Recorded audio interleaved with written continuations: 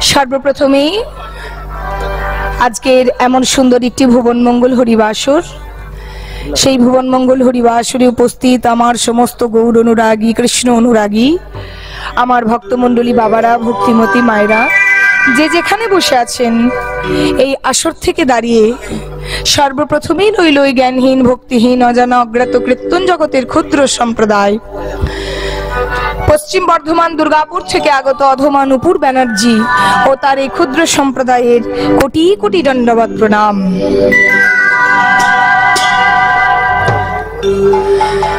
শাস্ত্রে বলেছে বাবা, ভক্তপদ ধুলি আর ভক্তপদ জল। এ পেছনে কারা চিৎকার করছে একটু বন্ধ করতে বলুন। ভক্তির ভুক্তই অবশেষ তিন মহাবল, ভক্তির চরণ ধুলি তাতে মোর স্নানকেলি, তর্পণ মোর বৈষ্ণবের নাম, বিচার করিয়া মনে ভক্তিরস আস্বাদনে মধ্যস্থ ভাগবত পুরাণ। মাগো, যার জন্য ছুটে এসেছেন, যার জন্য ঠান্ডার মধ্যে বসে আছেন, আমরাও ছুটতে ছুটতে এখান সেখান গান করে বেড়াচ্ছি, সেটা হচ্ছে একমাত্র ভক্তের আর ভগবানের চরণ ধুলোর আশায়। এই যে আপনারা প্রত্যেকে নিজের নিজের জায়গায় বসে আছেন, প্রত্যেকে নিজের নিজের জায়গায় বসে আছেন, প্রত্যেকটা জায়গাতেই কিন্তু ভক্ত ভগবানের চরণ ধুলো পড়েছে। আর প্রত্যেকটা জায়গায় যে ভগবানের আমার চরণ ধুলো পড়েছে বাবা, সেই ভগবান আর ভক্ত মিশ্রিত চরণ ধুলি আজকে মাথায় করে, কারণ ভক্ত ভগবানের চরণ ধুলি যদি মাথায় না পাওয়া যায়, মাগো, যাকে চোখে দেখলাম না, যার লীলায় দেখলাম না, যার লীলা নিজের চোখে দেখেছি কি ভগবানকে দেখেছি? শুধুমাত্র শুনেছি, শুধুমাত্র বইয়ে পড়েছি। সেই পড়া মুখস্থ বলি আজকে আপনাদের সামনে দাঁড়িয়ে গুরু কৃপায়, আমার কৃষ্ণ কৃপায় এখানে গাইব। আপনারা কিন্তু ভক্তি ভরে অধীর আগ্রহে আমাদেরকে ভগবান তুল্য ভেবে শুনবেন। সেটা একমাত্র হচ্ছে আমার ভক্ত ভগবানের চরণের ধুলোর কৃপায়। তাই সকলের চরণের ধুলো মাথায় নিয়ে আমার রাধা গোবিন্দের চরণের ধুলোই গড়াগড়ি গিয়ে শিক্ষাগুরু দীক্ষাগুরুর চরণে কোটি কোটি দণ্ডবত প্রণাম জানিয়ে, আমার মাতা পিতার চরণে কোটি কোটি দণ্ডবত প্রণাম জানিয়ে আজকের আমরা লীলা সাধন করব। যাই হোক, আজকে আমরা একটা নতুন লীলা শুনবো। সেই লীলাটি এমন তত্ত্বপূর্ণ লীলা, একটু মন দিয়ে শুনতে হবে মা, বুঝতে হবে। কীর্তনটা বোঝার বিষয়, একটু যদি বুঝে যান তাহলে কিন্তু লীলাটা শুনতে ভালো লাগে, আগ্রহ লাগে। এরপর কি হবে, এরপর কি হতে পারে। আর যদি প্রথম থেকে না শোনেন, না বুঝেন, তাহলে কিন্তু সারা লীলাটাই কিন্তু আপনাদের কাছে অজ্ঞানের মতো রয়ে যাবে। কি গাইলাম আর কি করলাম, মনে রাখতে পারুন না পারুন, লীলাটা অন্তত বুঝবেন। বুঝলে কিন্তু কৃপা হবে, আর না বুঝে যদি চলে যান তাহলে কিন্তু সম্পূর্ণ মানে ফুল কৃপা পাবেন না, হাফ কৃপা পেয়ে ঘর যাবেন। অতএব সম্পূর্ণ লীলাটা বুঝবেন। আপনারা উলুধ্বনি জানেন না? জানেন? একটু শুনি তো মা, একটু শোনান তো, কেমন জানেন শুনি একটু। বাবা খুব সুন্দর জানে, মায়েরা মনে হচ্ছে জানেন না। জানেন না? একটু উলুধ্বনিটা করুন, শুনি, জোর করে করুন। প্রেমানন্দে নিতাই গৌর হরিবল হরিবল। হ্যাঁ, এইভাবে উলুধ্বনি করবেন আর হরিধ্বনি করবেন, যতক্ষণ আসরে আছেন করবেন। তাই চলুন, আজকে সর্বপ্রথমে আমাদের যেটা কীর্তনের নিয়ম, লীলা প্রবেশের আগে একটু গৌর কথা আস্বাদন করতে হয়। আস্তে আস্তে এই শুরু হয়ে গেল, বাজার বসিয়ে দিল। আস্তে একটু গৌরের কথা আস্বাদন করতে হয় মা, কারণ গৌর হরি হলেন আমার সংকীর্তন পিতা। যেমন পিতাকে ছাড়া পুত্রের পরিচয় হয় না। আমাকে যদি জিজ্ঞাসা করা হয় আমি পিতৃ পরিচয় পরিচিত, আমার ছেলেকে যদি বলা হয় আমার ছেলে পিতৃ পরিচয় পরিচিত। আপনারা শুনতে পাচ্ছেন তো ঠিকঠাক? আচ্ছা, প্রত্যেকটা সন্তান যেমন পিতার পরিচয় পরিচিত, এই কীর্তনটাও কিন্তু পিতার পরিচয় পরিচিত। প্রমাণটা দেখুন। এই হারমোনিয়াম বাজাতে জানিস? পারিস বাজাতে? কি নাম তোর? এদিকে বলো, কি নাম বলো, জোরে বলো। তোমার বাবার নাম কি? তুমি কার ছেলে? তোমার মায়ের নাম কি? তুমি কার ছেলে? কার ছেলে? শ্রীদাম। আচ্ছা দেখুন, আপনাদের আসরে কিন্তু আমি প্রমাণ করে দিলাম। আমি ওকে ওর নাম জিজ্ঞেস করলাম, বাবার নাম, মায়ের নাম সবার বললো, কিন্তু যখন বললাম তুই কার ছেলে, বললো শ্রীদামের ছেলে। ওনার বাবা মা এখানে আছে? আছেন? নামটি শ্রীদাম। আহা, বড় সুন্দর নাম, বড় সুন্দর নাম দিয়েছেন। ধন্যাতি ধন্য বাবা, ছেলেরা এত সুন্দর নাম রেখেছেন শ্রীদাম। গোবিন্দের সখার নামে নাম রেখেছেন। বাহ, গোবিন্দের সহচর, কৃষ্ণের সহচর, খুব সুন্দর। দেখুন ওর বাবার নাম কিন্তু দিল, কিন্তু ওকে খেতে দেয়, ওকে সাজিয়ে দেয়, ওকে ভালোবাসে, আদর করে, কিন্তু ওর বাবার থেকে ওর মা বেশ করে না। কই মায়ের নামটা তো বললো না বাবা, কার নাম বললো? বাবার নাম। তাহলে বুঝতে পারছেন বাবার পরিচয় কিন্তু পরিচিত। আমরা যতই দেশে বিদেশে গান করে বেড়াই না কেন, আমার ছেলে কিন্তু পিতৃ পরিচয় পরিচিত। তেমনি এই যে কীর্তন গাইছি, এই কীর্তনটা কিন্তু পিতৃ পরিচয় যদি পরিচিত হয়, তাহলে সংকীর্তনের পিতা হলেন আমার গৌর হরি। তাই সর্বপ্রথমে যদি গৌর হরির পদ না গাই, আমার গৌরাঙ্গকে আহ্বান না করি, তবে কিন্তু আমার কৃষ্ণ কৃপা হবে না। নিতাই গৌর হরি বল, হরি বল, হরি বল। আপনাদের কাছে একটা ছোট্ট ঘোষণা রইল, যারা যারা আজকে হরিবাসরে এসেছেন হরি নাম কৃষ্ণ নাম শুনতে, এই বাড়ির তরফ থেকে বলা হচ্ছে আপনারা কীর্তন শোনার পর সকলেই অন্নপ্রসাদ গ্রহণ করার পর বাড়ি যাবেন। এত সুন্দর সুযোগ, নাম শুনবেন, নামের প্রসাদ নেবেন, তারপর সকলেই থাক। ভগবান কৃপা করুন। সবাই প্রসাদ গ্রহণ করার পর বাড়ি যাবেন, একটু আস্তে। হ্যাঁ। অন্তি কৃষ্ণ বহিরে গৌর দর্শিতাঙ্গ দিবৈ ভব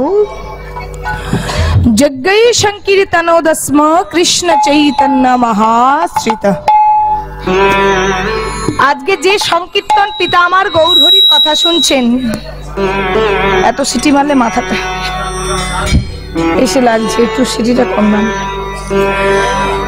যে গৌর হরির আপনারা কথা শুনছেন, এই শ্লোকটি আপনাদেরকে শোনালাম এই কারণে যে গৌর হরি কে আর তাকে কিভাবে পাবো, এই সহজ উপায়ের জন্য দুখানা লাইন আপনাদেরকে শোনালাম। সহজভাবে কিভাবে আমার ভগবানকে পাওয়া যায়, আর যে ভগবানের আপনারা নাম শুনছেন তিনি কে। প্রথম লাইনে বলা হলো যে ভগবানের নাম শুনছেন তিনি কে। দ্বিতীয় লাইনে পরিষ্কার করে বলে দেওয়া হলো যার নাম শুনছেন তাকে কিভাবে পাবেন। কত সুন্দর বুদ্ধি কাটিয়ে শ্লোকটি করেছেন দেখুন। একটা শ্লোকেই বলে দেওয়া হলো তিনি কে আর তাকে পাবো কিভাবে। তাহলে অন্তে কৃষ্ণ বহিরে গৌর, অন্ত মানে ভেতর, বহির মানে বাইরে। তাহলে অন্তে কৃষ্ণ বহিরে গৌর, অন্তে কৃষ্ণ মানে ভেতরে কৃষ্ণ, আর বাইরে গৌর মানে কিন্তু এখানে গৌর হরি নয়, গৌর মানে গায়ের রং। যারা খুব টুকটুকে ফর্সা হয় তাদেরকে বলা হয় গোরা বর্ণ। গৌরাঙ্গ বলে না, গৌরাঙ্গ মহাপ্রভু। গৌরাঙ্গ মানে হচ্ছে গৌর অঙ্গ যার, গৌর মানে হচ্ছে ফর্সা, অঙ্গ যার। যিনি ফর্সা তাকে বলা হয় গৌরাঙ্গ, মানে অঙ্গ মানে দেহটা হচ্ছে, গৌর মানে ফর্সা, এমন ফর্সা যে সোনার থেকেও সমুজ্জ্বল। এই যে আমরা এত সোনা দানা পরে সাজি কেন, যাতে সোনা দানা পরলে আমাদেরকে দেখতে সুন্দর লাগে। সোনাদানার যে একটা চমকিয়া ভাব, সেটাতে যেন আমাদিকে ভালো লাগে। আর যখন গৌর হরির অঙ্গে সোনাদানা উঠতো তখন কিন্তু ভয় পেত। গৌর হরির অঙ্গের স্পর্শে সোনাটা ছটা দিত। সোনার থেকে উজ্জ্বল ছিল, সমুজ্জ্বল ছিল আমার মহাপ্রভুর গায়ের রং। সেই গায়ের রংটি পেল কোথা থেকে মা? পাওয়ারও তো ব্যাপার আছে। কৃষ্ণ তো ছিল কালো, আমার গৌর হঠাৎ করে ফর্সা হয়ে গেল। শুনতে চান তত্ত্বটা কেন কালো থেকে ফর্সা হলো? শোনাবো একটু পরে। তাহলে ভেতরে কৃষ্ণ, এই শ্লোকটা বুঝে নিন আগে। ভেতরে কৃষ্ণ, বাইরে হচ্ছে গৌর, মানে হচ্ছে কৃষ্ণ ছিল কালো আর রাধা হচ্ছে ফর্সা। তাহলে রাধা কৃষ্ণ যদি একসঙ্গে মিলেমিশে আসে, রাধা কৃষ্ণ তো একসঙ্গে মিলেমিশে এসেছে, তাহলে রাধার কৃষ্ণ যদি মিশে গৌর হয়ে আসে, গোবিন্দের গো আর রাধা রানীর একত্রিত করে নবদ্বীপ চান সোনার গোড়া, তাই যদি হয় তাহলে ভেতরে কৃষ্ণ আর বাইরে রাধা। গৌর মানে গায়ের রং ছিল ফর্সা রাধা রানীর, তাহলে ভেতরে কৃষ্ণটি আছে, বাইরে আছে রাধা। বুঝিয়ে দিল ভগবান কেমন। দর্শিতাঙ্গদি বৈভব বলছে ভগবান অস্ত্র নিয়ে এসেছে। আপনারাই দেখুন কত সহজ করে বুঝবেন কীর্তনটা। অস্ত্র নিয়ে এসেছে গৌর হরি। কি অস্ত্র নিয়ে এসেছে বলুন তো? নারায়ণের হাতে কি থাকে বলুন বলুন? চক্র থাকে। আচ্ছা, ত্রেতা যুগের ভগবান রামচন্দ্রের হাতে কি থাকে বলুন বলুন? ধনুর্বাণ থাকে। ধনুক বাতির ধনুক, ধনুর্বাণ যা বলবেন। আচ্ছা, ভগবান কৃষ্ণের হাতে কি থাকে? আর আমার গৌরের হাতে কি আছে? কিছুই তো নেই, অথচ শ্লোকে বলা হলো যে গৌরহরি আমার অস্ত্র ধরে এসেছে। হ্যাঁ, আপনারা শুনবেন, আমাকে প্রশ্ন করবেন না বাসায় গিয়ে যে কীর্তনটিতে তো বললে মা যে গৌরহরি অস্ত্র নিয়ে এসেছে। কি অস্ত্র? রামাদি অবতারী ক্রোধে নানা অস্ত্র ধরে অসুরেরই করেছি সংহার, এবে অস্ত্র না ধারিব প্রাণে কারো না মরিব, কেবল প্রেম দিয়া চিত্র শুদ্ধি করিব সবার। এই যে বুঝে গেছে, বলছে প্রেম অস্ত্র। ঠিক একদম। গৌরহরি কি নিয়ে এসেছেন? দেখতে পাওয়া যায়নি বাবা, প্রেমটা চোখে দেখা যায় না, প্রেমটা অনুভব করতে হয়। গৌরহরি এমন একটা অস্ত্র নিয়ে এসেছেন যেখানে কিন্তু গরিব ধনী, অবাল বৃদ্ধ বনিতা, মুসলমান, খ্রিস্টান, হিন্দু সবাই এসে একত্রিত হয়ে কিন্তু কৃষ্ণ নামে একবার দুটি বাহু তুলছে। দেখেছেন ইস্কনগুলোতে গিয়ে বিদেশিরা কিভাবে আমাদের কীর্তন গাইছে? দেখেছেন বিদেশিরা কত সুন্দর কীর্তন গায়, তাদের নাচের ভঙ্গিমাটা কত সুন্দর। তারা সনাতন ধর্মটাকে আমাদের কত সম্মান দেয়, কত ভালোবাসে, দেয় তো? সম্মান দেয় না? সনাতন ধর্মটাকে কত ভালোবাসে। হ্যাঁ, এই জন্যেই তাহলে ভগবান সেই প্রেম অস্ত্র এনেছে বলেই কিন্তু সবাই একত্রিত হয়ে এত ঠান্ডার মধ্যে এত এত ভক্ত কিন্তু কীর্তন শুনতে এসেছেন, আমাকে দেখতে নয়। সেই অস্ত্রটার জোরেই কিন্তু সবাই এসে উপস্থিত হয়েছেন। বৈভব দর্শিতাঙ্গাদি বৈভব, বৈভব মানে হচ্ছে সম্পত্তি। সম্পত্তি কিসের সম্পত্তি? আমাদিকে যদি বলেন মা তোমার সম্পত্তি কতখানি, টাকা পয়সা গয়না গাড়ি আমার কি কি আছে সেসব বলবো, আমার কত তাল্লা বাড়ি, আমার কটা গাড়ি আছে, কত টাকা পয়সা আছে সেটা বলবো। কিন্তু ভগবানের সম্পত্তি 8টি সম্পত্তি, অনিমা মহিমা লঘিমা গরিমা প্রাপ্তি প্রাগৈ ঈশিতা বসিতা। গুনেছেন? গুনেছেন কটা হলো? গুনবেন। এই 8টা সম্পত্তি হচ্ছে ভগবানের সম্পত্তি। তাহলে ভগবান কেমন আপনারা এই লাইনটাতে জানতে পারলেন। সেই ভগবানকে পাবো কিভাবে? যজ্ঞই সংকীর্তন দশমা কৃষ্ণ চৈতন্য মহাশ্রিত। বলছে একমাত্র গৌর ভগবানকে যদি পেতে হয় যাগযজ্ঞ জপ তপ পূজা অর্চনা নয়, যজ্ঞই সংকীর্তন দশম, যজ্ঞ করতে হবে। পারবেন যজ্ঞ করতে মা? ভগবানকে পেতে যজ্ঞ করতে পারবেন? ওই টিন ঘি পুড়িয়ে যজ্ঞ নয়, টিন ঘি পুড়িয়ে বেলপাতা দিয়ে যজ্ঞ নয়। এই যে এসে বসেছেন, ওই যে শ্লোকে বলা হলো যজ্ঞই সংকীর্তনা দশম, সংকীর্তনের যজ্ঞ, কীর্তন করতে হবে। হাতে তালি দিয়ে সাথে পাচে সবে মিলে দাঁড়েতে বসিয়া কীর্তন করো সবে, হাতে তালি দিয়া, হাতে তালি দিয়া, হরি বল হরি বল। যতই ভাবে হাতে তালি দিয়ে দিয়ে জোর করে করে কীর্তন গাইবেন, হাতে তালি দিলে গাছের নিচে তালি দিলে যেমন গাছের ওপরে পাখিগুলো ভয়ে বাবা উড়ে যায়, তেমন যত আমরা এই মানব জন্মে এই যে দেহ গাছটির মধ্যে আমরা বাইরের থেকে হাতে তালি তালি দিয়ে কীর্তন গাইবো, আমাদের ভেতরে যে 6টি পাখি বসে আছে, কাম ক্রোধ লোভ মোহ মদ মাশ্চর্য, সেই পাখিগুলো বাবা উড়ে চলে যাবে। তাই চলুন সবাই মিলে একবার গাইবো। গাইবো তো? একটু যজ্ঞ করে নি। আমরা একা কেন করবো? আপনারা আমাদের সাথে গাইবেন, সবাই মিলে গান, আমার সাথে সবাই মিলে গাইবেন। ধরলাও না বলতে পারেন, এই যে জোরে জোরে জোরে জোরে, একটু এত আস্তে আস্তে নয়, হ্যাঁ তালে তালে। ধরলাও লৌরে কিশোরীর প্রেমে নেতায় ডাকেয়া, কিশোরীর প্রেমে নেতায় ডাকেয়া, লৌরে কিশোরীর প্রেমে নেতায় ডাকেয়া, লৌরে কিশোরীর প্রেমে নেতায় ডাকেয়া, লৌরে কিশোরীর প্রেমে নেতায় ডাকেয়া, লৌরে কিশোরীর প্রেমে নেতায় ডাকেয়া, নেতায় ডাকে আই আই গৌর ডাকিয়া, গৌর ডাকিয়া, নেতায় ডাকে আই আই গৌর ডাকিয়া,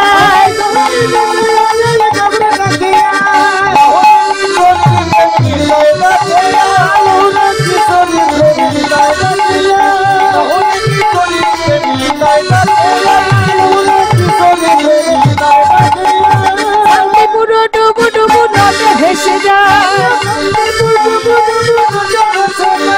শান্তিপুর ডুবু ডুবু নদে ভেসে যায়,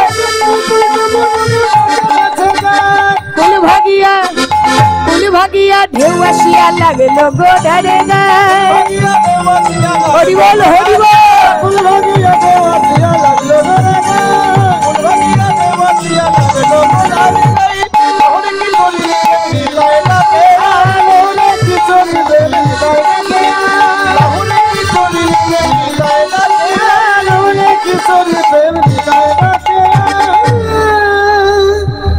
তাহলে আমরা ভগবানকে জানলাম না, আজকে ভগবানের কোন লীলার কথা মনে পড়েছে সেটা জানতে হবে। আপনারা কীর্তন শোনেন না এখানে? আপনারা খুব কীর্তন শোনেন? কীর্তন শোনেন? কীর্তন শুনতে ভালো লাগে মা? খুব ভালো লাগে? মায়েদেরকে বলছি, ভালো লাগে? যাদের ভালো লাগে না একটু জোর করে উলুধ্বনি দেন তো মা।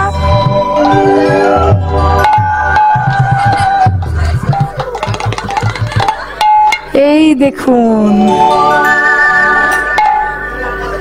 ধ্বনিটা দেওয়ার পর বলছে sorry sorry sorry sorry sorry, it's okay it's okay, ভালোবাসেন। আচ্ছা, কেন উলুধ্বনিটা কেন দিলেন? শুনতে পাননি?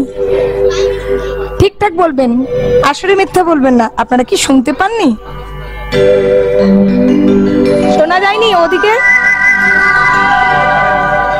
হ্যাঁ,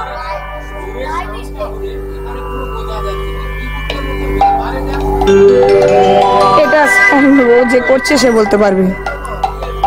ঠিক আছে, শুনতে তো পাচ্ছেন, বুঝতে তো পারছেন? ঠিক আছে ঠিক আছে, সাউন্ড ভালো আছে, অসুবিধা নেই, সাউন্ড ভালো। এবার দাঁড়ান দাঁড়ান, আস্তে আস্তে দেখুন, এই লীলাটার মধ্যে মজার ব্যাপার আছে, ভালো করে শুনবেন। আপনারা যে আজকে উলুধ্বনিটা করলেন, আপনারা কি না বুঝে করেছেন না বুঝে করেছেন? ঠিক করে বলবেন। না বুঝে করেছেন, আপনাদের দোষ নয় এটা, সত্যি কথা বলবো। দেখুন, বুঝেও করেননি না বুঝেও করেননি, মাঝে একটা কথা আছে, সেটা হচ্ছে অভ্যাস। অভ্যাস বোঝানো গেল? আপনাদের প্রত্যেক জনাকার অভ্যাস যে হরিবাসরে বসে উলুধ্বনিটা হরিধ্বনিটা করতে হয়। সেই অভ্যাসের কারণে কিন্তু আপনারা উলুধ্বনি হরিধ্বনিটা করে দিয়েছেন। যাদের অভ্যাস নেই তারা কিন্তু করেনি, যাদের অভ্যাস আছে তারা কিন্তু একদম সঙ্গে সঙ্গ করে দিয়েছেন। আপনারা তো অভ্যাস বশত করেছেন। আজকে যে লীলাটি শুনছেন, আজকে আমার মহাপ্রভু ঠিক একই ভুল করেছেন। এই যে আপনারা যেমন উলুধ্বনিটা না বুঝেই দিয়ে দিলেন, ঠিক তেমনি আজকে ভগবান কি করেছে জানেন? আজকে ভগবান আমার বাঁশির সুর তুলে দিয়েছে। কি আমার গৌরের হাতে বাঁশি আছে? গৌরের হাতে তো বাঁশি নেই, কিন্তু ভগবানের হাতে যে বাঁশি নেই, তবু তো ভগবান আমার আজকে বাঁশির ধ্বনি করেছে। আজকে লীলার মধ্যে গৌর ভগবান করেছে। আচ্ছা, বাঁশি নেই অথচ বাঁশির ধ্বনি করে দিল, এটা কেন করলো? না, সারা ত্রেতা যুগের অভ্যাস, আহা দাপর যুগের অভ্যাস। সারা দাপর যুগ ধরে বাঁশি বাজিয়েছে ভগবান। এবার সারা দাপর যুগ ধরে যখন বাঁশি বাজিয়েছে, সেই বাঁশি বাজানোর অভ্যাসটা কিন্তু ভগবানের রয়ে গেছে।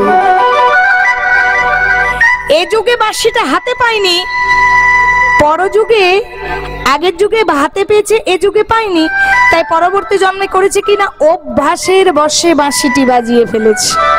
বাঁশিটি বাজিয়েছে কিসে? ওই যে একটা পদাবলী প্রথমেই বললাম, পূরবের ভাবে আমার শ্রী গৌরাঙ্গ রায়, মুরলীর শব্দ করি প্রভু আমার বদন বাজায়। পূরবের ভাব মানে, পূর্বের ভাব মানে আগের জন্মের ভাব। শ্রী গৌরাঙ্গ রায় মানে আমার গৌর হরি, মুরলীরও শব্দ করি বদন বাজায়। বদন মানে, বদন মানে মুখ, মুখ, মুখ দিয়ে বাঁশির সুর তুলেছেন। আচ্ছা, মুখ দিয়ে যদি বাঁশির সুর তোলা হয়, সেটাকে গোদা বাংলায় কি বলে বলুন তো? সিটি দেওয়া, সিটি বা সিস দেওয়া।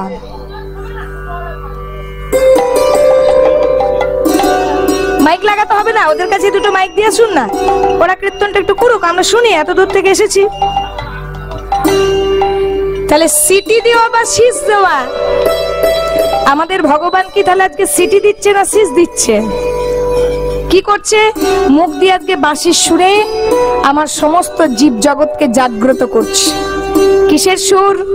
না ওই যে 16 নাম 32 অক্ষরের সুর। হরি কৃষ্ণ কৃষ্ণ কৃষ্ণ হরি হরি, হরি রাম রাম রাম হরি হরি। এই সুর তুলেছেন ভগবান। আপনাদেরকে বললাম একটা তত্ত্ব, যে আগের জন্মে আমার ভগবানের হাতে বাঁশি ছিল, এই যুগে কিন্তু আমার বাঁশি নেই। আরেকটি কি বললাম, যে কৃষ্ণ ছিল কালো কিন্তু আমার গৌর হলো ফর্সা। কারণটা কি? একটা গান শুনুন, দেখুন তত্ত্বটা বেরিয়ে যাবে। আমার সাথে হাতে তালি দিয়ে গানটা শুনবেন। এসেছে ব্রজের বাঁকা। ব্রজের বাঁকা কি মা? বলুন একটু নামগুলো। কৃষ্ণ কালো সখা দেখবি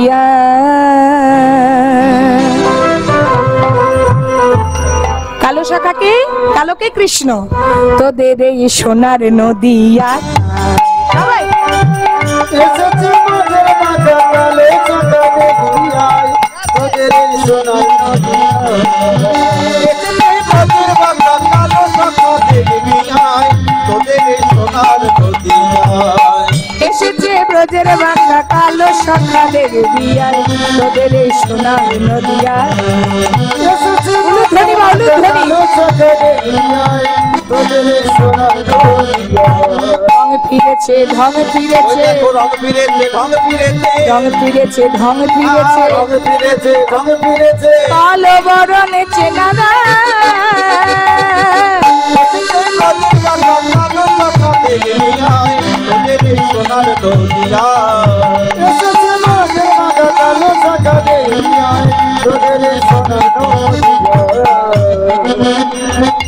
আস্তে আস্তে একটা একটা করে বুঝুন। ভোকালটা একটু বাড়াও তো ভাই, ভোকালটা। এসেছে ব্রজের বাঁকা কালো সখা দেখবি আয়, তোদের এই সোনার নদী আয়। রং ফিরেছে, ঢং ফিরেছে, বলেছে তো। রং ফিরেছে, বসো বসো ভাই বসো। রং ফিরেছে মানে, রং মানে, রং মানে কি? গায়ের রং, গায়ের রং। রং ফিরেছে মানে কালো থেকে ফর্সা হয়েছে। আর ঢং মানে, বলে না বাবা কি ঢং, বলে না। ঢং মানে কি মা? স্টাইল না, সাজটা না, স্টাইল। স্টাইল মানে বাংলা অর্থটা কি? বলি অনেক কথা কিন্তু বাংলা মানেটাই জানি না। আকৃতি, আকৃতি। এই যে বাঁকা ছিল, ছিল তো বাঁকা, হলো কি সোজা। তাহলে কালো থেকে ফর্সার, বাঁকা থেকে সোজা। কেন বাঁকা থেকে সোজা হলো আর কেন কালো থেকে ফর্সা হলো? ওই যে কালো থেকে ফর্সা হয়েছে তার কারণ ভগবান কৃষ্ণ রাধারানীকে কথা দিয়েছিলেন। একদিন রাধারানী ভগবান কৃষ্ণকে বলছে, প্রভু তুমি যে আমাকে সঙ্গে করে নিয়ে যাবে, তুমি যদি আমাকে সঙ্গে করে নিয়ে যাও, আমি তো তোমার রূপটা দেখতে পাবো না। দেখতে পাবেন কি? রাধা কৃষ্ণ যদি একসঙ্গে মিলেমিশে চলে আসে, রূপটা দেখা যাবে? এবার বলছে, রাধে তুমি অর্ধেক অংশ আমার সঙ্গে আসবে, আর অর্ধেক অংশ তুমি গদাধরের অঙ্গে যাবে। আর গদাধরের অঙ্গে গিয়ে কিন্তু গদাধরের চোখ দিয়ে আমায় দেখবে আমি কেমন। এবার কালো আর ফর্সা যদি মিলেমিশে যায়, ভগবান মনে মনে চিন্তা করলেন যে এতদিন তো সবাই আমাকে কালো কানায়, কালো কানায় বলে গেল, এর চেয়ে পরের জন্মে আমি ফর্সা হয়ে যাই। যদি নিতে হয় তবে ভালো কিছুই নিতে হবে, নিতে যদি হয় তবে রাধারানীর গায়ের রংটা আমি সঙ্গে করে নিয়ে যাই। তাই করলো কি না, রাধা কৃষ্ণ এক আত্মা দুই দেহ ধরি অনান্য বিলাসের রস আস্বাদন করি, সেই দুই দেহ হইবে চৈতন্য গোসাই, লীলার রস আস্বাদিতে দোহে হইলা এক ওঠায়। রাধা কৃষ্ণ কিন্তু মিলে মিশে গেল, আর গোবিন্দ এই বাঁকা থেকে সোজা হয়ে গেল। বাঁকা থেকে সোজা হলো কেন? বাঁকা থেকে সোজা হওয়ার কারণ হচ্ছে ওই যে বাঁশিটি হাতে নেই। হাতে যদি বাঁশি না থাকে, এমনি কি ভগবান দাঁড়িয়ে থাকবে? দাঁড়িয়ে থাকবে না। তাহলে কেন, কেন বাঁশিটি নেই? বাঁশিটি না থাকার কারণটা কি? একটা কথা জেনে রাখবেন বাবা, ভগবান হচ্ছেন এই বিশ্ব ব্রহ্মাণ্ডের মালিক। ভগবান হচ্ছেন বিশ্ব ব্রহ্মাণ্ডের রাজা, বিশ্ব ব্রহ্মাণ্ডের মালিক। বিশ্ব ব্রহ্মাণ্ডের রাজার কাছে কোনো কিছু অভাব বলে থাকতে পারে না। যে সমস্ত ধন সম্পত্তি নিয়ে আমাদের এত অহংকার, আমার আমার আমার আমার আমার আমার করে চলে গেলাম, সেই ধন সম্পত্তি কোনোদিন আমাদের থাকবে? যে জিনিস আমরা নিয়েই এলাম না, যে জিনিস আমরা নিয়েও যাব না, সে জিনিস আর কিছু হোক না হোক, সে জিনিসগুলো কিন্তু আমাদের হতে পারে না। কি জানেন মা, সত্যি কথা বলতে আমরা পৃথিবীতে আমরা এক একটা পাক্কা দাগি চোর। চুরি করতে এসেছি, ধন সম্পত্তি চুরি করতে এসেছি। আমি বলছি আমার নামে এত লাখ টাকা ব্যাংক ব্যালেন্স আছে। আচ্ছা বাবা, যেদিন আমাদের ডাক আসবে, আজ না হোক কাল, এমন কোনো গ্যারেন্টি আছে মা যে আমার 30 বছর বয়স বলে আমি এখনো মরবো না? 70 বছরে গিয়ে মরবো, 80 বছরে গিয়ে মরবো? হ্যাঁ, আমাদের কিন্তু জীবনের কোনো গ্যারেন্টি নেই। জলের ওপর পদ্ম পাতাটা ভাসে, তার উপর যদি এক বিন্দু জল পড়ে, সেই জলটা কিন্তু টলমল টলমল করে। সেই পদ্ম পাতার জলের পদ্ম পাতার উপর জলটা যেমন টলমল করে, আমাদের জীবনটাও টলমল করছে। কখন যে সেখান থেকে আমরা টুক করে সেই গভীর জলে পড়ে যাব। পদ্ম পাতার জলটা যদি নিচের পুকুরের জলে পড়ে বাবা, সেই জলের বিন্দুটাকে খুঁজে পাওয়া যায়? ঠিক তেমনি আমরা যখন গভীর জলের মধ্যে পড়ে যাব, এক ফোঁটা, এক কোণা, ওই জলের ফোঁটা, আমাদের কিন্তু কোনো নিশানা খুঁজে পাবো না গো বাবা। শুধু আমার আমার আমার আমার আমার আমার করে চলে গেলাম, কিন্তু কোনো জিনিসটাই আমাদের নয়। ভগবান দিয়ে ধন দেখে মন কেড়ে নিতে কতক্ষণ। ভগবান যেমন ধন দিয়েছে, ভগবানের কাটতেও তেমনি সময় লাগবে না। ভগবান খালি আমাদের মনের পরীক্ষার আসার জন্য বসে আছে। ভগবান প্রত্যেকটা জিনিস হিসাব করে পাঠিয়ে দিয়েছে। যার যেমন কর্ম তার তেমন ফল। যে যেমন কর্ম করবে তাকে কিন্তু তাকে তেমনই কর্মফল ভোগ করতে হবে। কর্মফল ভোগ করার জন্যই কিন্তু আমরা পৃথিবীতে এসেছি। আমরা বলি না বাবা যে ভগবান তুমি কত নিষ্ঠুর? আমরা বলি না ভগবান তুমি কত নিষ্ঠুর? দেখো ওর কত টাকা পয়সা গয়না গাড়ি আছে, দেখো ওর একটা বাড়ি আবার পাশে আরেকটা বাড়ি করছে, দেখো ওর কটা গাড়ি হলো, আর আমার সে পাশের বাড়িতে রয়েছি, অথচ আমি দিন ভিখারি। ভগবান তুমি দেখতে পাও না তুমি সবাইকে সব দিয়েছো? আমরা এই কথাটা বলি মা, প্রত্যেক জনা বলি। আমি দাঁড়িয়ে বলবো, আমি বলি দেখো ভগবান সবাইকে সব দিয়েছো, তুমি আমাকে কিন্তু কিছু দাওনি। আপনি আপনার জায়গা থেকে বলবেন ভগবান আমাকে তুমি কিছু দাওনি, তুমি কীর্তনিয়াকে কত কিছু দিয়েছো। পাশের জন বলবে আরে তোকেও দিয়েছে, কীর্তনিয়াকেও দিয়েছে, এদেরকেও দিয়েছে, আমাকে ভগবান তো কিছুই দেয়নি।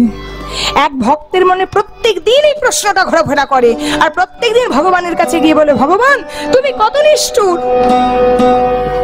তুমি কত নিষ্ঠুর, তুমি সবাইকে সব দিলে ভগবান, আর আমাকে কিছুই দিলে না।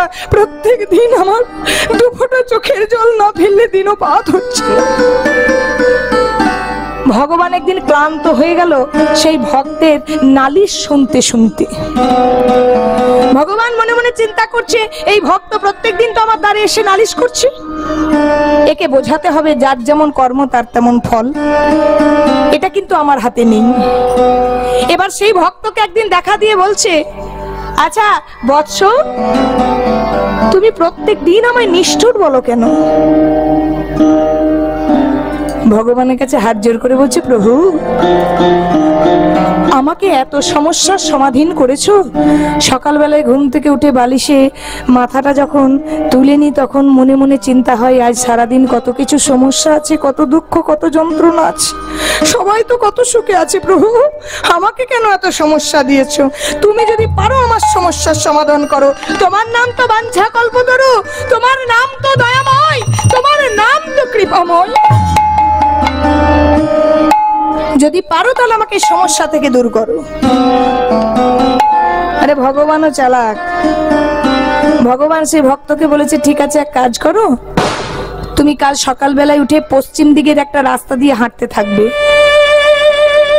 পশ্চিম দিকের রাস্তাটা দিয়ে হাঁটতে থাকবে, পশ্চিম দিকের রাস্তায় হাঁটতে হাঁটতে প্রথম যে বট গাছটি দেখতে পাবে, সেই বট গাছটির নিচে দাঁড়িয়ে তোমার সমস্যার কথাগুলো বলবে। সমস্যার কথাগুলো বলতে বলতে দেখবে সমাধান হয়ে গেছে। তবে শোনো আরো ভালো হয় যদি তোমার সমস্যার কথাগুলো একটা পুটলির মধ্যে বেঁধে ওই গাছের মধ্যে ঝুলিয়ে দাও। ভক্ত তো খুব খুশি যে কাল থেকে আর আমার জীবনে সমস্যা থাকবে না, আমি হচ্ছি সর্বসুখী। আমি আমার সমস্যাগুলো একটা পুটলির মধ্যে বেঁধে ওই বট গাছে বেঁধে দিয়ে চলে আসবো। ভগবান বলছে দাঁড়াও বৎস, তুমি কালকে পুটলি নিয়ে ওই সমস্যাগুলো যখন বাঁধতে যাবে না, একটা শর্ত আছে। ওই বট গাছে অন্যান্য বাধা যে পুটলিগুলো আছে তার মধ্যে থেকে তোমার চয়েস মতো, তোমার পছন্দ মতন একটা পুটলি তুমি কিন্তু হাতে করে নিয়ে আসবে, খালি কিন্তু আসতে পারবে না। বৎস কিন্তু সারা রাত আনন্দে বিভোর। ভক্ত চিন্তা করছে আমার সমস্যাগুলো কাল বট গাছে ঝুলিয়ে দিয়ে চলে আসবো, কাল থেকে আর আমার সমস্যা থাকবে না। রীতিমতো সমস্যাগুলোকে একটা পুটলির মধ্যে বেঁধে সেই বট গাছটার চারিদিকে পশ্চিম দিকে গিয়েছে। পশ্চিম দিকে গিয়ে ওই বট গাছটার চারিদিকে আনন্দ সহকারে ঘুরছে আর দেখছে বট গাছে সারা বট গাছ পুটলিতে পুটলিতে ভরে আছে। মনে মনে চিন্তা করছে যারা পুটলিগুলো বেঁধে গেছে তারা কত সুখী, সব সমস্যাগুলো বেঁধে দিয়ে চলে গেছে, আমিও আজকে আমার সমস্যা বেঁধে দিয়ে সমাধান করে চলে যাব। এবার নিজের পুটলিটা কিন্তু গাছে বেঁধেছে। গাছে বাঁধার পর হঠাৎ তার মনে পড়ে গেছে ভগবানের দেওয়া শর্তের কথা। চিন্তা করছে ভগবান তো বলেছে যে আমার নিজের পুটলিটা বাঁধবো আর যে কোনো একটা পছন্দ মতো পুটলি আমাকে ঘরে নিয়ে যেতে হবে। প্রথমে দেখছে এইটুকু একটা ছোট্ট পুটলি ঝুলছে। ছোট্ট পুটলিটা দেখে মনে মনে ভাবছে এত বড় বড় পুটলিগুলো নেওয়া কেন, এই ছোট্ট পুটলিটাই নিয়ে যায়। ছোট্ট পুটলিটা নিতে যাবে তার আগে যেন কেউ থমকে দিল। মনে মনে ভাবছে না জানি বাবা এতে আবার কি আছে। এরপরে চারিদিকে তাকিয়ে আবার একটা পুটলির দিকে তাকাচ্ছে, মনে মনে ভাবছে এটাই নিয়ে যাই। আবার ভাবছে না এটাতে যদি কোনো বড় অসুখ আছে, কোনো বড় রোগ আছে, না না এটা থাক, ওই পাশেরটা নিয়ে যায়। পাশেরটা যখন দেখছে মনে মনে ভাবছে এটাতে যদি আমার থেকেও কোনো বড় সমস্যা আছে। হরি বল হরি বল। এবার পুটলিগুলো দেখতে দেখতে কিন্তু কোনোটাই আর নিজের মতন করে নিতে পারছে না। যখন নিজের চিন্তা ভাবনা করতে পারছে না তখন ভগবানকে ডাকছে দয়াময় দয়াময়, একটা বার তুমি এসে দর্শন দাও প্রভু।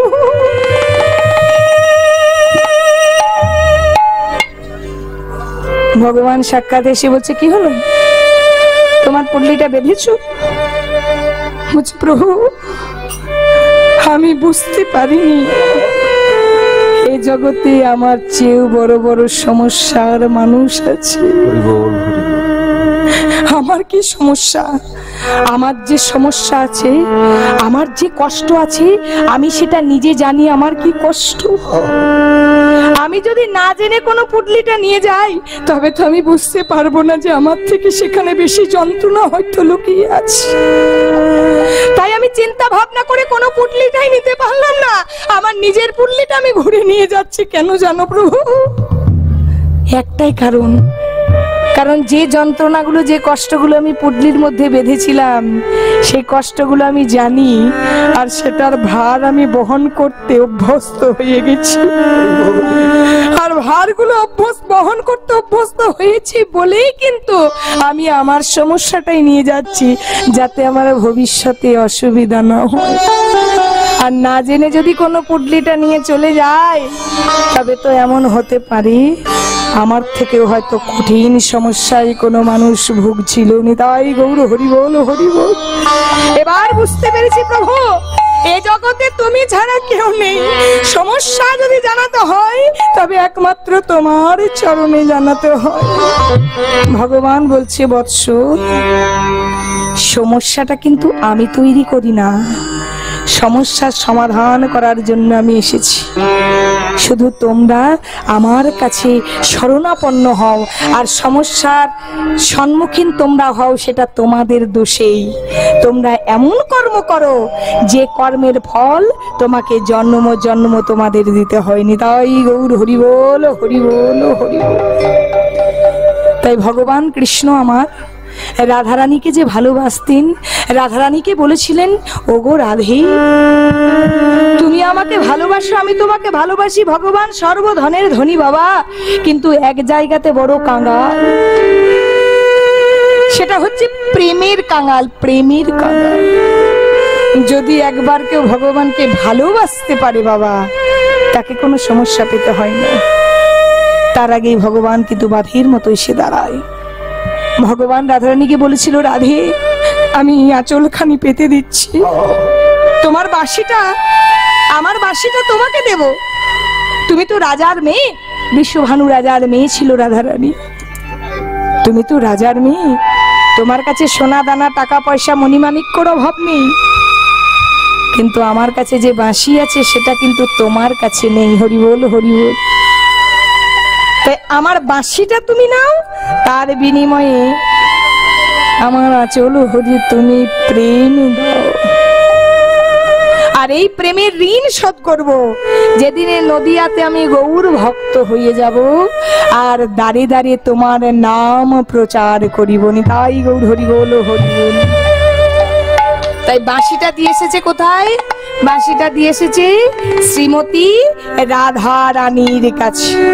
তাহলে বাঁশি দিয়েছে শ্রীমতী রাধা রানীর কাছে, তাহলে বাঁশিটি কার কাছে আছে? রাধা রানীর কাছে। তাই গোবিন্দ আমার বাঁশিটি আনতে পারলেন না, শুধু হাতেই আমাদেরকে উদ্ধার করার প্রেম রূপী অস্ত্র নিয়ে চলে এলেন। তাই বলছে দেখো, প্রেমেতে ঋণী হয়েছে,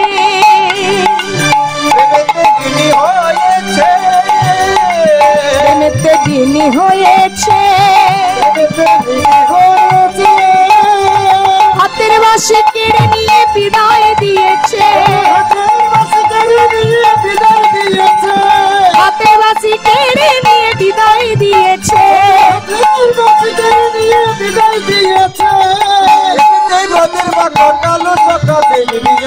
তোদের এই সোনার নদিয়া এসেছে মোদের মাথা কালো সকালে, তোদের এই সোনার নদিয়া। তাহলে কালো থেকে কেন ফর্সা হলো, বাঁকা থেকে সোজা হলো বোঝালাম। আজকে ভগবান করেছে কি, বাঁশির সুর তুলেছে।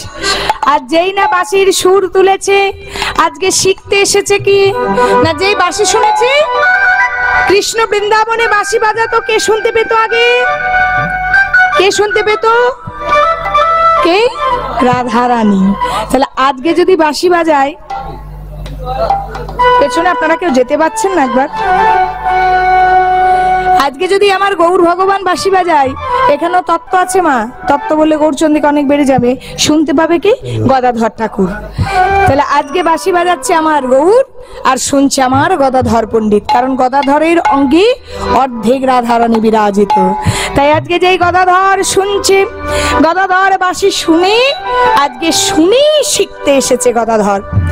এবারে যখন বাঁশি শুনে শিখতে এসেছে, ওই না শুনিয়া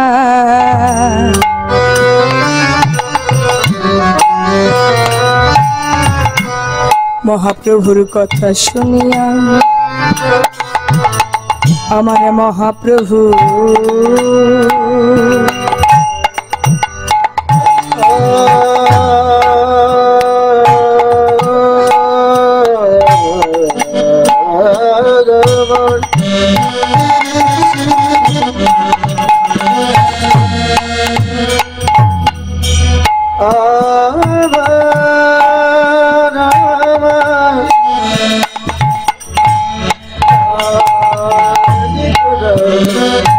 কথা শুনিয়া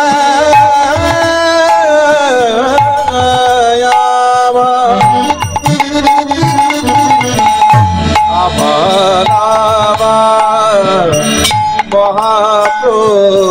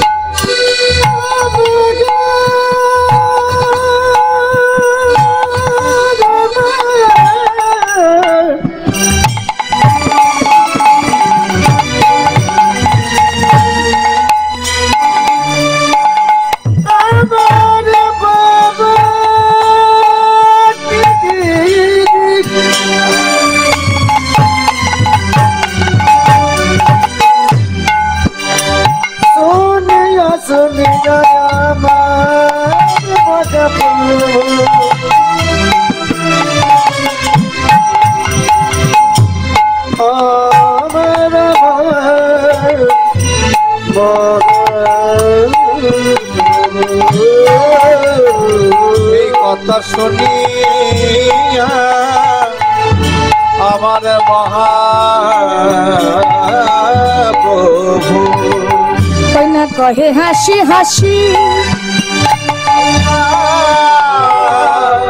তোকে হাসি হাসি। এবারে চিন্তা করুন, ভালো করে শুনবেন।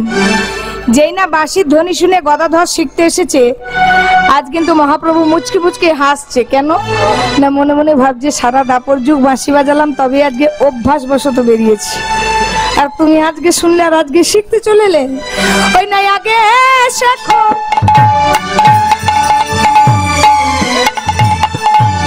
ওই না নাগরালি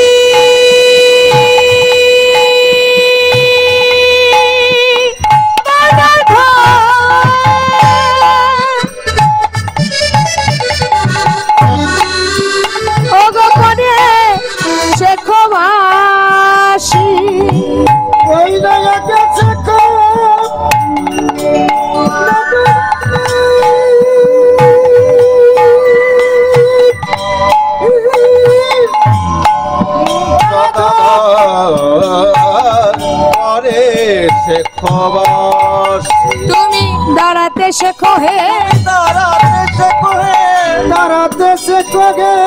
দাঁড়াও দাঁড়াও দাঁড়াও দাঁড়াও দাঁড়াও দাঁড়াও দাঁড়াও দাঁড়াও দাঁড়াও। বাঁশি শিখবে তো? মজার ব্যাপার দেখুন, গদাধর এসছে মহাপ্রভুর কাছে বাঁশি শিখতে, বলছে বাঁশি শিখবে তো?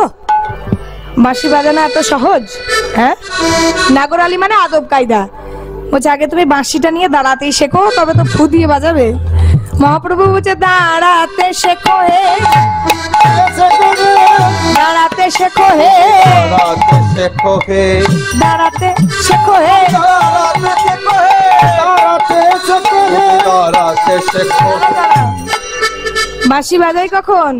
যখন প্রেমের আদান প্রদান হয়।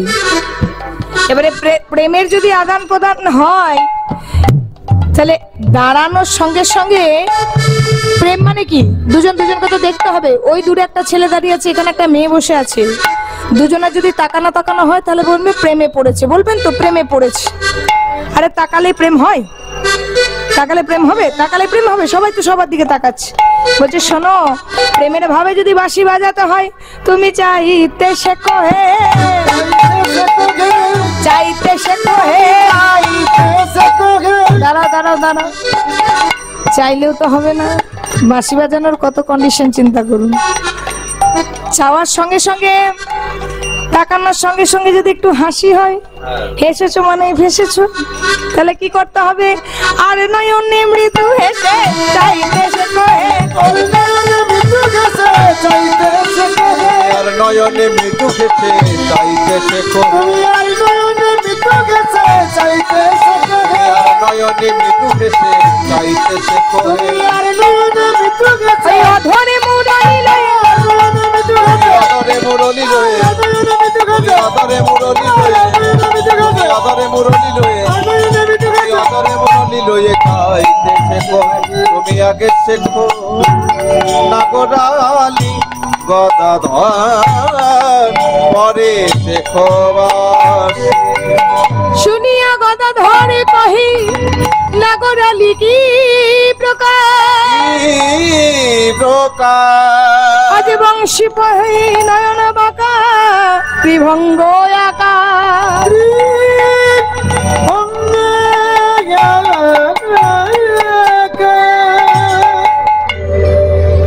ভক্তমন্ডলী, ভক্তিমতী মায়েরা, এতক্ষণ শুনলাম আমরা গৌর কথা। গৌর কথা আস্বাদন না করলে কৃষ্ণ কৃপা হয় না। বসো, এবার আমরা সবাই বৃন্দাবনে প্রবেশ করব। যে যার জায়গায় নিজের জায়গায় বসে আছি, আজকে আমরা আস্বাদন করব। বাবা, এতক্ষণ শুনলাম আমার ভগবান গৌর কিভাবে গদাধরকে বাঁশি শেখাচ্ছে। এবার আমরা শুনবো আমার ভগবান কৃষ্ণ কিভাবে রাধা রানীকে বাঁশি শেখাচ্ছে। আজকে আমরা আস্বাদন করব সেই লীলা। ভগবান শ্রীকৃষ্ণ রাধারানীকে বাঁশি শেখাচ্ছে, অর্থাৎ শ্রীমতী রাধারানীর বংশী শিক্ষা লীলা। তাই চলুন সবার মনকে একত্রিত করে আজকে নিয়ে যাই সেই মধুময় শ্রীধাম ধাম, বৃন্দাবন ধাম। চলুন বৃন্দাবন যাবেন মায়েরা। যাবেন?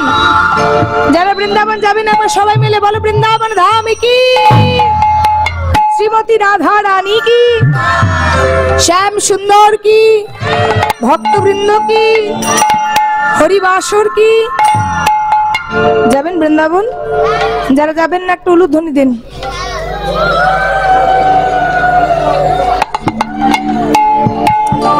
যেতে হবে তো, মনটা কোথায় পড়ে আছে? মন পড়ে রইলো খেয়া বনে, আর কি করবে? হরিনাম সংকীর্তনী। চলুন একটা ভজন গাই, ভজন গাইতে গাইতে যাবো না এমনি চলে যাবো? হ্যাঁ ভজন তো গাইবো মা, আর আপনারা হাতে তালিটাতে দিতে হবে। চলুন সবাই মিলে আমরা যাই মধুর বৃন্দাবন। এটাই গৌর হরি বল, হরি বল সবাই। চল রে আমার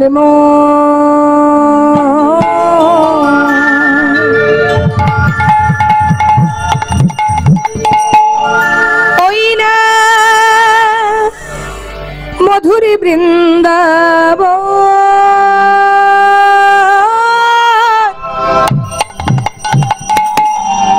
যমুনার ধারে ধারে সেই তমালেরই রাধে রাধে। চলবে আমার লোকে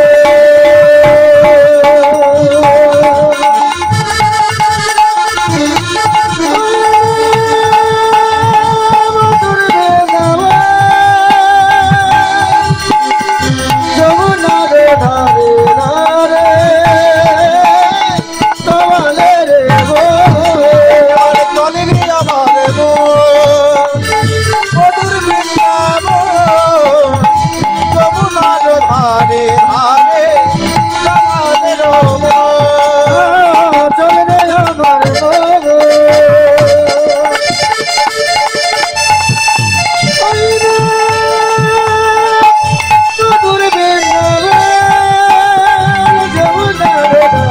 উলুধ্বনি উলুধ্বনি সবাই।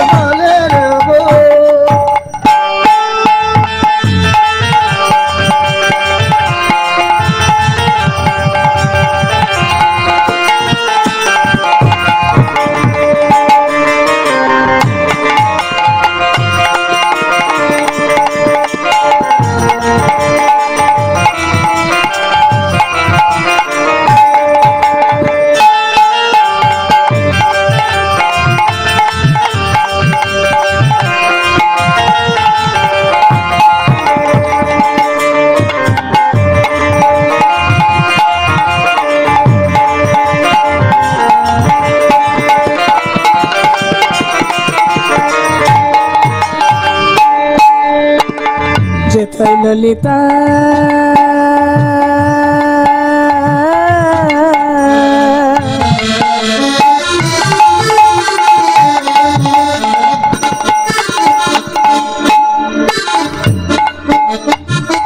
বিশাখায়া দে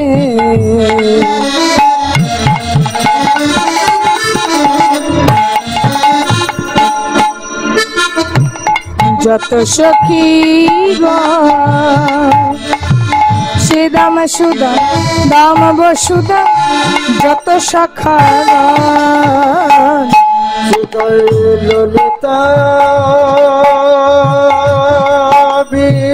বিশাখায়াদি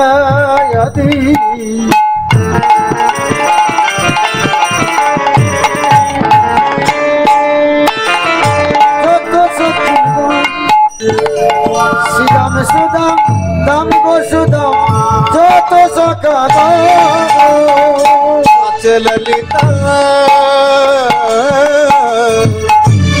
বিশাখায়াদি যত শক্তি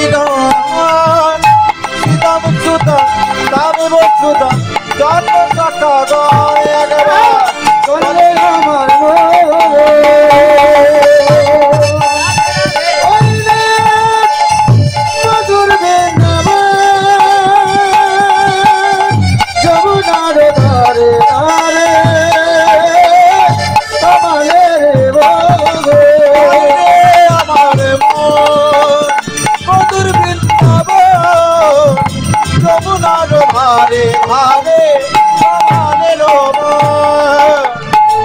শ্যামকুণ্ড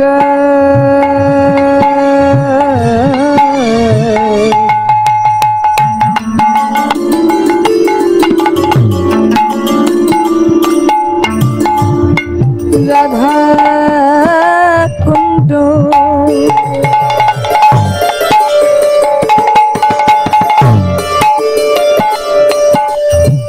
গিরি গোবর্ধন রাখাল রাজা গোপাল আমার খেলে হলো সেটাই স্বামী কুণ্ড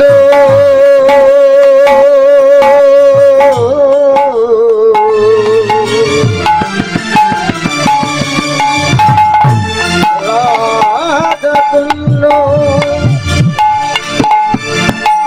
গিরি গোবর্ধন আমার রাখালে রাজা গোপাল আমার খেলে অনুক্ষণ যেটাই মধুর মধুর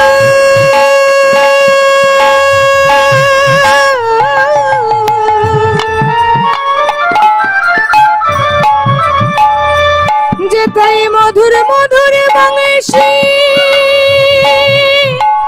বাজে সেই তো বৃন্দাবন রাখাল রাজা গোপাল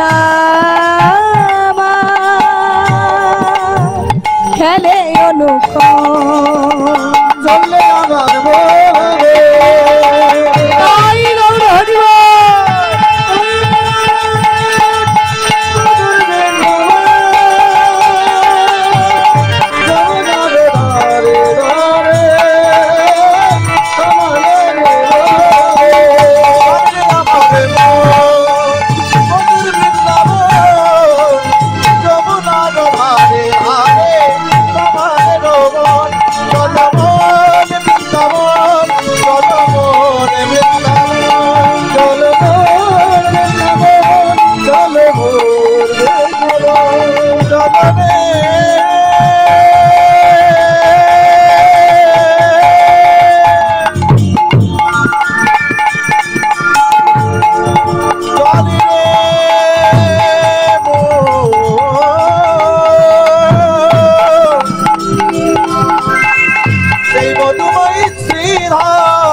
বৃন্দাবন